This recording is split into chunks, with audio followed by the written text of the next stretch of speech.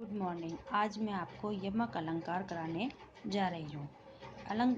यमक अलंकार कराने से पहले मैं बता दूँ कि अलंकार होता क्या है।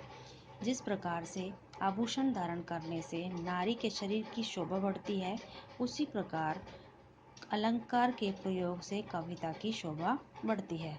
अर्थात काव्य की शोभा बढ़ाने वाले धर्मों या तत्वों को अलंकार कहते हैं। अलंकार के 3 भेद होते हैं: शब्द अलंकार, अर्थ अलंकार और उभय अलंकार। अनुप्रास अलंकार के बारे में मैं बता चुकी हूँ। अब मैं आपको यमक अलंकार के बारे में बताऊंगी। यमक अलंकार, जहाँ एक ही शब्द की आवृत्ति हो किंतु प्रत्येक बार अर्थ भिन्न हो, वहाँ यमक अलंकार होता है। अर्थात शब्द की पुनरावृत्ति होती है लेकिन प्रत्येक बार अर्थ भिन्न होता है, वो यमक अलंकार कहलाता है। जैसे कनक कनक ते 100 गुनी, माधकता अधिकाय, या खाए बोराय जगवा पाए बोराय। कि जिस प्रकार कनक कनक, यहाँ पे कनक कनक 2 शब्द आए हैं, दोनों ही बार अलग अलग अर्थ हैं। एक कनक का अर्थ होता है धतूरा और दूसरे का अर्थ है सोना।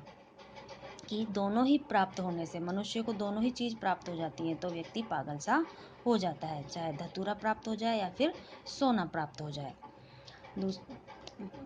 दूसरा है 3 बेर खाती वे 3 बेर खाती है। यहाँ पर 3 बेर शब्द आया है 2 बार में, तो यहाँ 3 बेरों के दोनों के अर्थ अलग अलग हैं। एक का अर्थ है तीनों समय, सुबह दोपहर और शाम, और दूसरे का अर्थ है एक फल। शिवाजी, ये उस समय का वर्णन है जब शिवाजी के प्रताप से मुस्लिम शासक की जो रानियां थी वो भयभीत होकर जंगलों में चली गई थी, और जंगलों में वास करने से वो महलों में तो 3 समय का भोजन करती थी, 3 बार खाती थी, 3 बेर मतलब 3 समय खाती थी, सुबह दोपहर और शाम को। और अब जब जंगलों में रहने लग गई हैं तो एक फल आता है, झाड़ी फल, एक फल होता है, उसको एक को खाने लग गई थी। अगला है श्लेष अलंकार। श्लेष का अर्थ होता है चिपका हुआ। जब वाक्य में एक शब्द केवल एक ही बार आए और उस शब्द के 2 या अधिक अर्थ निकले तब श्लेष अलंकार होता है। श्लेष अलंकार के 2 भेद होते हैं: अभंग श्लेष और सभंग श्लेष। अभंग श्लेष, जहाँ शब्द के टुकड़े किए बिना ही उसके कई अर्थ निकले, वहाँ अभंग श्लेष होता है। जैसे रहीमन पानी राखिए, बिन पानी सब सून, पानी गए न उबरे, मोती मानस चून। यहाँ पानी से अनेक अर्थ चिपके हुए हैं।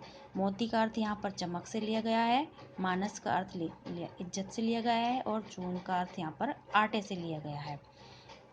कि एक बार मोती की चमक चली गई तो वो प्राप्त नहीं होती। इसी प्रकार मनुष्य की इज्जत चल जाने पर कुछ भी प्राप्त नहीं होता, और बिना पानी के आटा हम गूंद नहीं सकते। अगला है सबंग श्लेष। सबंग श्लेष, जहाँ एक ही शब्द के टुकड़े करने पर उसके अनेक अर्थ निकलते हों, वहाँ सबंग श्लेष अलंकार माना जाता है। जैसे चिरजीवो जोरी जुरे, क्यों न स्नेह गंभीर, को घटी ए वृष भानुजा, वे हलधर के वीर। यहाँ पर वृष भानुजा और हलधर, इन दोनों के अलग अलग अर्थ जुड़े हुए हैं। जैसे वृष भानुजा, वर्ष भानु की पुत्री कौन है? राधा। और बैल की बहन भी कौन है? गाय। इसी प्रकार बलराम के भाई कृष्ण और हल को धारण करने वाला बैल, इन दोनों के अर्थ अलग अलग शब्दों के अर्थ जुड़े हुए हैं। चौथा है हमारा उपमा अलंकार। उपमा अलंकार क्या है? उप प्लस मा, 2 शब्दों के योग से बना उप का अर्थ, जिसका अर्थ है पास या फिर समीप, तथा मा का अर्थ है मापना या फिर तोलना। अर्थात समीप रखकर जो 2 पदार्थों का मिलान करना। जहाँ उपमेय और उपमान में भेद रहते हुए भी उपमेय के साथ उपमान के सादृश्य का वर्णन हो, वहाँ उपमा अलंकार होता है। इस अलंकार में किसी एक वस्तु को दूसरी वस्तु के समान बताया जाता है। इसकी पहचान होती है, इसमें सा, से, सी, सम, समान, इव, तुल जैसे जिमी आदि वाचक शब्दों का प्रयोग किया जाता है।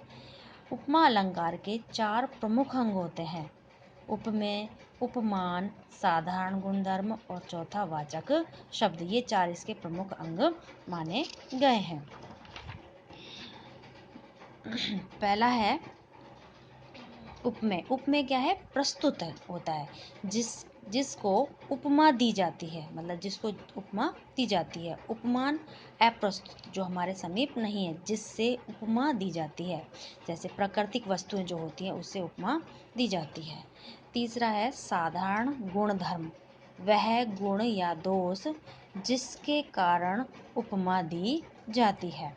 वाचक शब्द, वह शब्दांश जो उपमेय और उपमान को जोड़ने के काम आता है, जैसे मुख कमल सा खिल गया। यहाँ पर मुख उपमेय है जो हमारे प्रस्तुत है, कमल उपमान है जो अप्रस्तुत है, खिल गया साधारण गुणधर्म है, जोड़ रहा है, और सा वाचक शब्द है। उपमा अलंकार के 2 भेद होते हैं: पूर्णोपमा अलंकार और लुप्तोपमा अलंकार। पूर्णोपमा, जहाँ उपमा में चारों अंगों का स्पष्ट रूप से कथन किया जाता है, वहाँ पूर्ण उपमा अलंकार होता है। जैसे मुख कमल जैसा सुंदर है। यहाँ पे मुख उपमेय है, कमल उपमान है, जैसा वाचक शब्द है और सुंदर साधारण गुणधर्म है। लुप्तोपमा, जहाँ उपमा के चारों अंगों में से कुछ अंग लुप्त हो, वहाँ लुप्तोपमा अलंकार होता है। जैसे चंद्रमुखी चहुदिस हेरत। यहाँ पर चंद्रमुखी मुख क्या है? मुख तो यहाँ पर उपमेय है और चंद्रमा उपमान है और चहुदिसी साधारण गुणधर्म है। इसमें वाचक गुणधर्म लुप्त हो गया है, वाचक धर्म लुप्त हो गया है, इसलिए लुप्तोपमा अलंकार है। आज के लिए इतना ही। धन्यवाद।